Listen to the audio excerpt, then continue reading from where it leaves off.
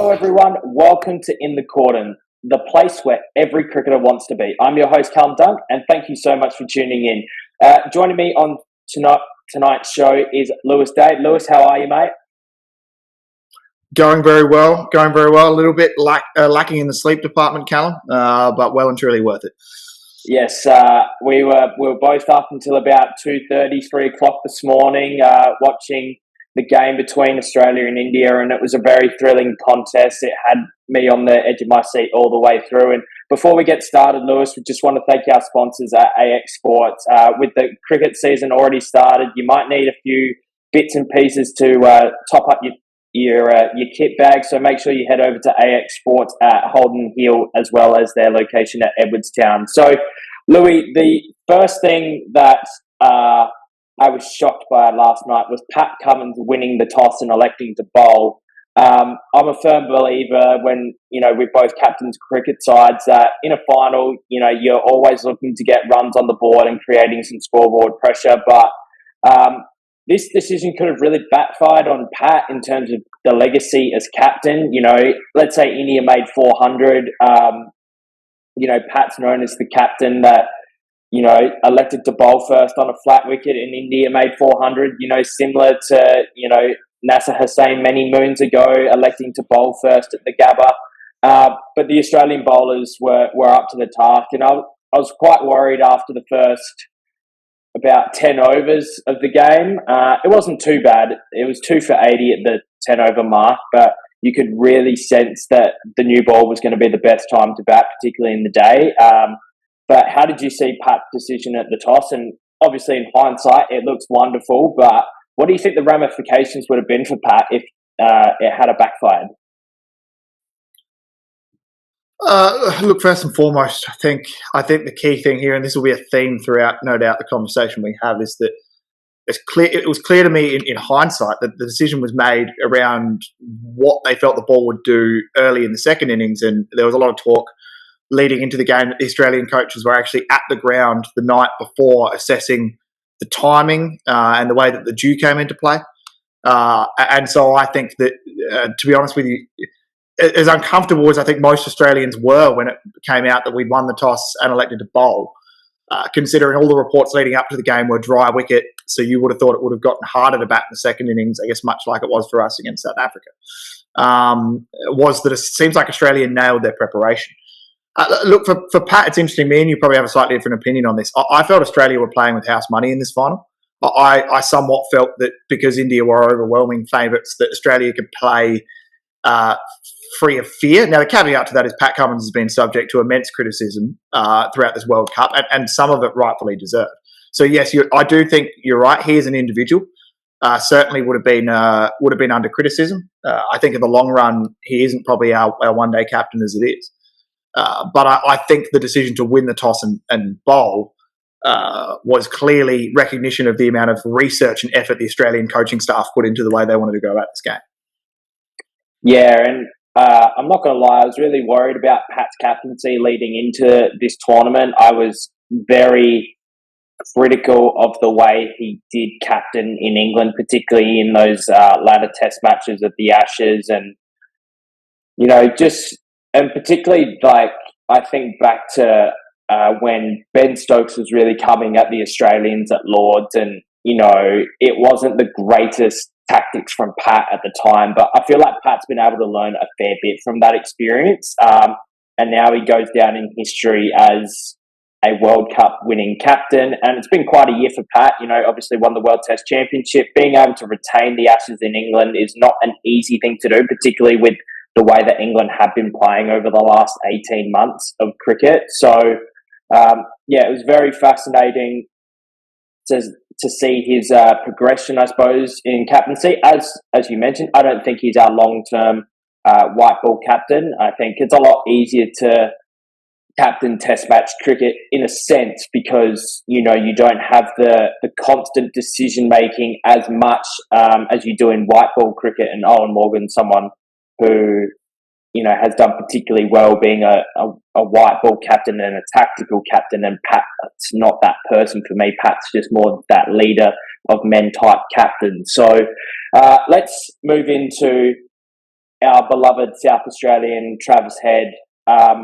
What a knock it was from Trav. And, the ball was doing a lot early in that second innings. And, Shami and Bumrah, they did concede a few runs and there were some good balls that were hit to the boundary. But it was a very tricky first 10 overs to get through. The ball was moving around corners. As a left hand, bowlers coming around the wicket is not a very, very easy thing to deal with, as we've seen on many occasions with Stuart Broad and David Warner. But the way that Trav was able to particularly play through cover, he was able to play that slog sweep when he needed to. And I thought he actually played the pull shot really well last night. Were there any particular notes from you in Trav's innings? Look, firstly, just as a proud South Australian, when no one else is willing to stand up and do the job and put a South Australian in the spot to do it, generally it ends pretty well. Credit to Travis. He's had a hell of a year. And wouldn't shock me if he was the one that was doing the toss for us at our next One Day World Cup.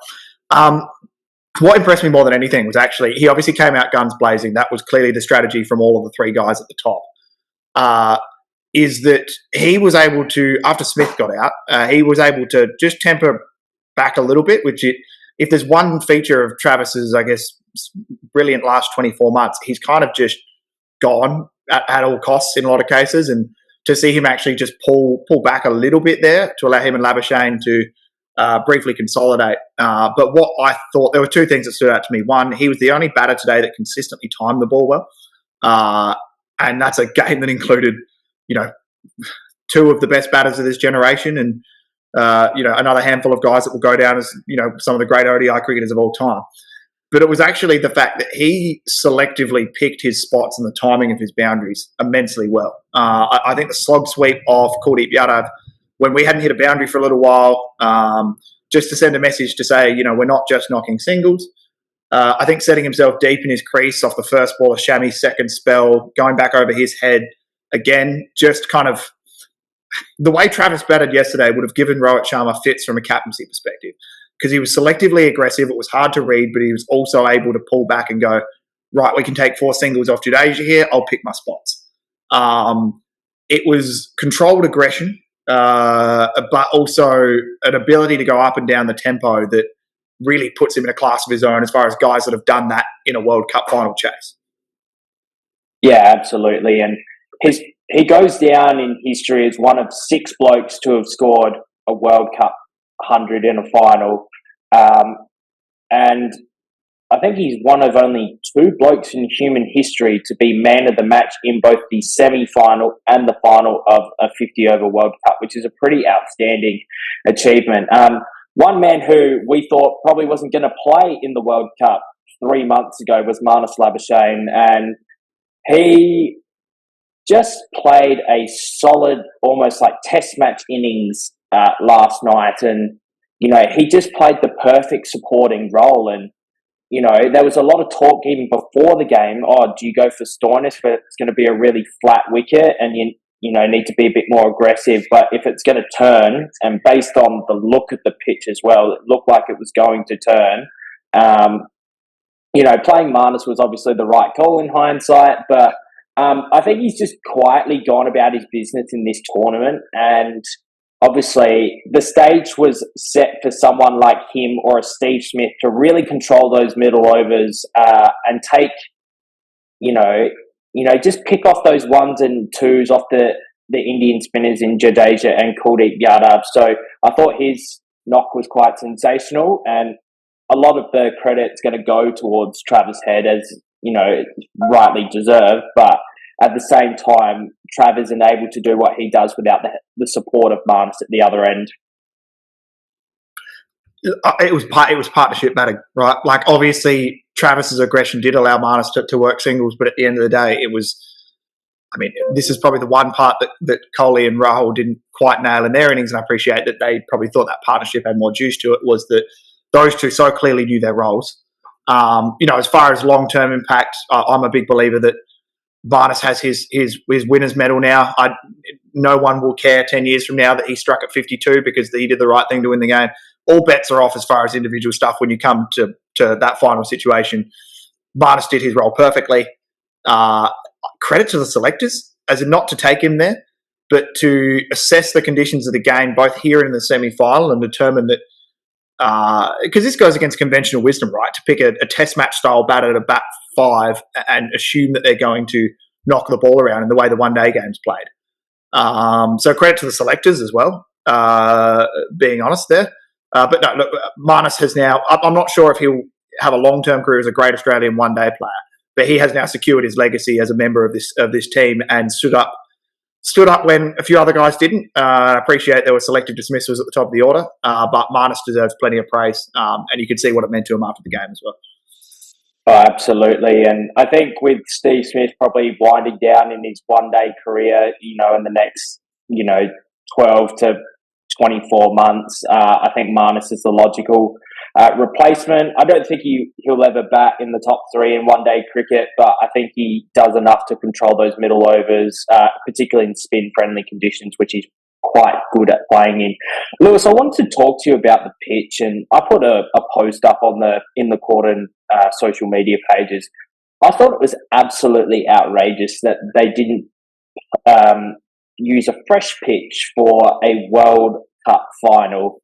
And I think the reason that we have to deal with these kinds of things, and cricket fans express their frustration, is we've kind of seen this a lot from India, particularly in test match cricket. And look, as we said, hindsight's a wonderful thing. Did the pitch that they used probably come back to bite India? Maybe. If they have a flat wicket and India go out and score 370 with Australia chasing, it's obviously a very, very different game compared to chasing 240. So what were your thoughts on the pitch selection for this particular game? So I have two streams of thought. I'll be a little bit less polite about it than you were. At the end of the day, the BCCI has egg on their face entirely. If you stack the deck, you have to live with the consequences. They have been doing this for a considerable period of time, including the ICC's pitch consultant raising his concerns leading into the finals about some of this behaviour. I think it's abhorrent what they can and can't get away with. What happened in the Test series earlier in this year, you'd have me yelling down the webcam for 40 minutes if we go down that path. So firstly, from that perspective, I know that I'm not a believer in this kind of thing, but that is quite literally the definition of karma from that side of it. Outside of the ethical piece of it, I think the one thing that India actually misread is that you're right? They've been so dominant the whole World Cup that had they gone out there and piled on 370, 400, quite literally the only way we could have won that on a flat deck from an Australian perspective is if you got like a couple of 1 in a million innings from your Head and your Maxwell type, guys that could potentially blow that out of the equation. The other thing is I think not understanding the fact that kind of deck, while it was dry, wasn't taking excessive spin. So I don't necessarily think it really helped their spinners as much as you might have thought. But at the same point in time, it played into the strengths of Cummins and Hazelwood, I thought, particularly as far as their ability to bowl those cutters into the deck, which, neither of those two have had a great World Cup in the scheme of things, bowling-wise. And then, of course, Australia's ability to get the ball to reverse was probably the only other piece here. Australia did have that advantage through the middle. They could get the ball to reverse. It essentially led to the dismissal of KL Rahul. It led to the dismissal of Ravindra Jadeja. So from that perspective, not only, I think, did India somewhat have to live with the consequence of their own actions, but also if you're going to, I said this nicely, doctor a wicket, do it in a way that's actually going to help you and not bring your opponent closer to a 50-50 situation. Yeah, as you said it a little bit more straightforward than I did, but yeah, we're very much in agreement, and I think cricket fans are just sick of seeing this type of behaviour, particularly when it comes to Test match pitches. And I remember Pune in 2017 for a Test match, the infamous Steve O'Keefe 12-wicket Test match. Also backfired on India. That did also backfire in India. And also remember Ahmedabad in 2021, the day-night Test match where Joe Root, of all spinners, took 5 for 8 in a game where India were bowled out for 53 or something from memory. So it was obviously something that hasn't worked for the Indians on this occasion. But I think the thing with Australia in this particular tournament was they never played genuinely at their best at any point, particularly with the ball. I don't think they were ever amazing with the ball, and I think the low number of wickets taken by Stark, Cummins, and Hazelwood really sums that up. And example was the glue that was holding the attack together.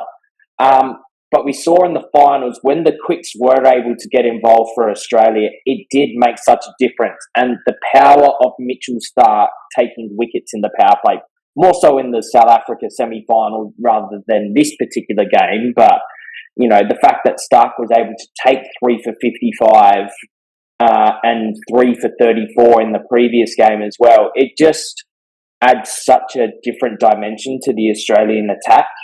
So I am slightly worried about. Look, we've won the World Cup and it's fantastic, but I believe the next World Cup's in South Africa in 2027. Do you see the Australian team going through a bit of a rejuvenation period? Obviously, Warner will be most likely hanging up the boots. You'd think Steve Smith's time in one-day cricket would be coming to an end relatively shortly. But we're going to see a few teams have to regenerate, I suppose, before that 27 World Cup. If we look at India, got a few aging stars and Sharma and Kohli, and England as well after their disastrous tournament. What are your thoughts on the rejuvenation of some particular playing teams? And this will be interesting as far as the focus on bilateral one-day cricket. Obviously, coming into this tournament, I think this tournament has been a bit more entertaining and successful than perhaps some of the naysayers were concerned about. Will just be look, India and Australia. I think there's a handful of candidates actually across most of the competitive teams that you can say. Naturally, you'd think these guys are either going to phase out within their next opportunity. Someone like David Warner may take the chance to do that at home. Again, someone like Steve Smith may take the chance to do that at home. But this is there were a lot of not necessarily teams that were older in general, but teams that had at least 3 to 4 key players that had clearly built this up to be their last World Cup. The interesting dynamic will always be, will the players now step away from one-day cricket / retire on their own accord?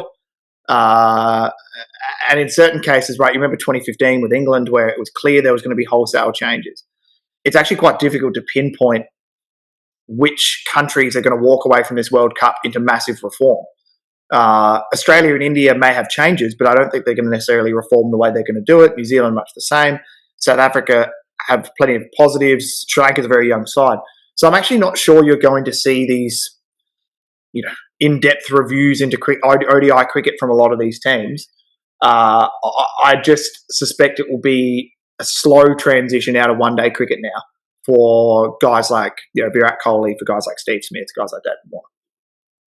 Yeah, and you look at what someone like Ben Stokes has done. He's obviously got a lot of test match cricket to play for England, and he's obviously wanting to go and play IPL as well and potentially earn up to 3 million Australian dollars per year.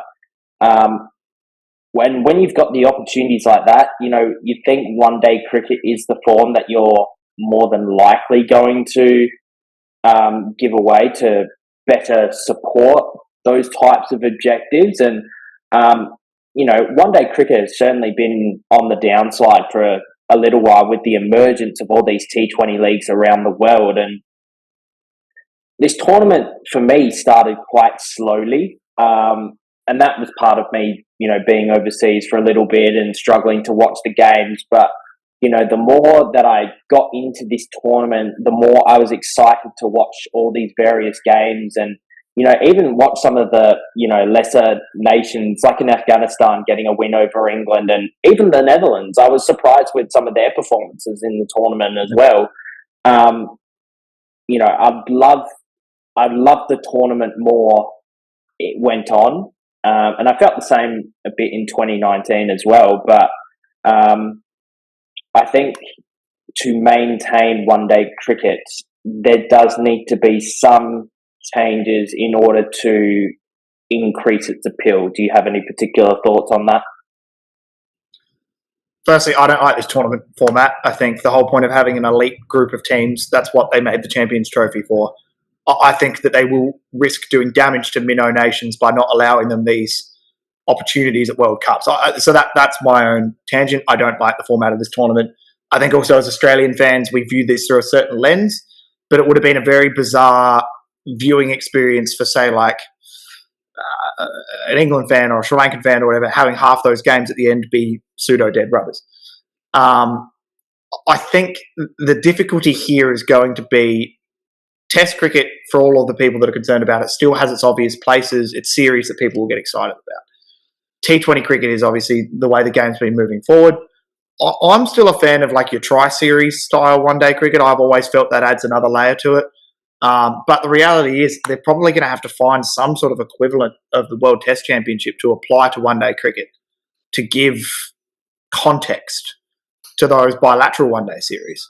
The difficulty being that it's much more frustrating for the boards if the ICC is having to schedule all of the one-day cricket to allow for the correct structure for something like a World Test Championship.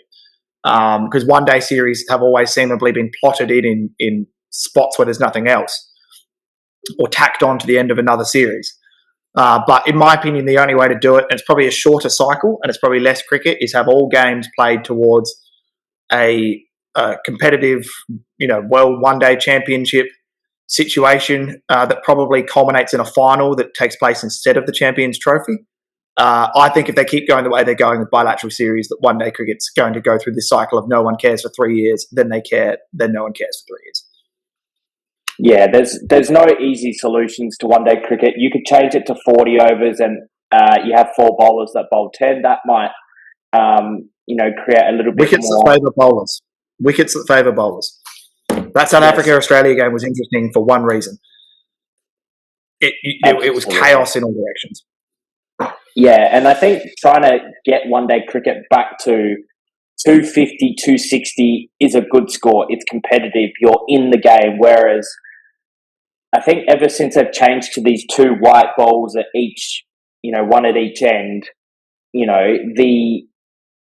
sure, you might get some swing the first 2 or 3 overs, but then the ball does come onto the bat, and particularly in those subcontinental conditions where the dew factor does come in, as we saw in Ahmedabad with this particular game, it just gets really good for batting. So, there are so many things that we could talk about in regards to this tournament and one-day cricket in general, but Lewis, what was your favourite moment from the World Cup other than Australia winning? Oh, favourite moment.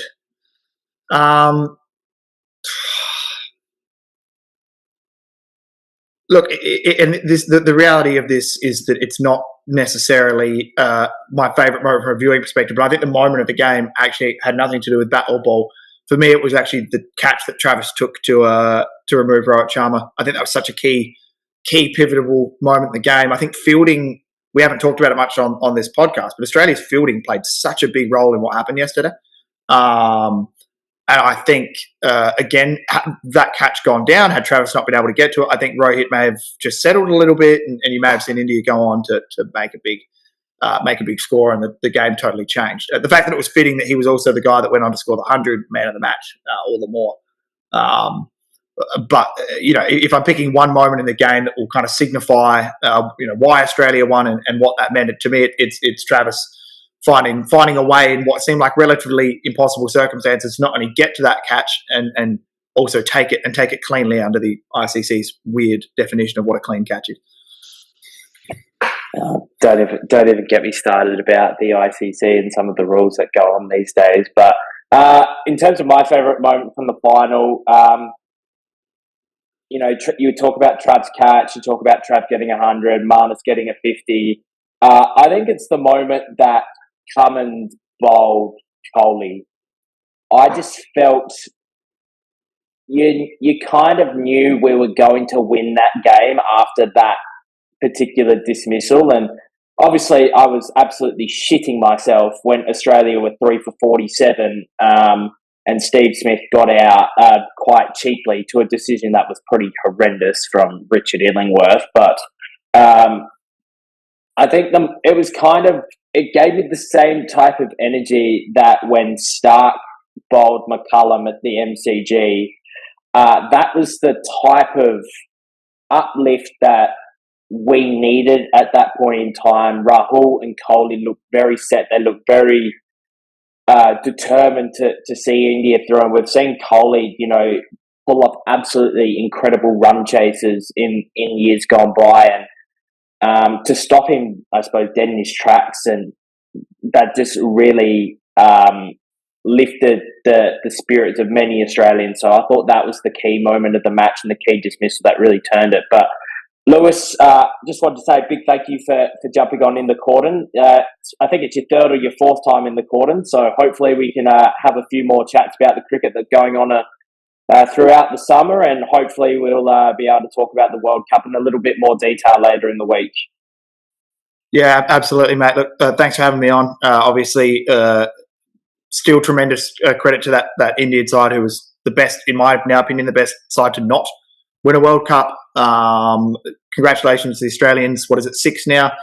If the rumours are true that this may be one of the last, if this could potentially even be the last World Cup, ODI World Cup, then it would probably be fitting that Australia are the victors. I'm assuming Trav and the boys haven't gone to sleep yet, and I'm looking forward to seeing all the photos that are going to come out over the next couple of days. It's not success unless you know how to celebrate it. But Louis, thanks so much for coming on in the Cordon. Make sure that you tune into our social media pages. We've got a new episode with Nicola Hancock coming out in the next couple of days, and some more exciting episodes to come on in the Cordon. So thanks everyone for tuning in, and cheers.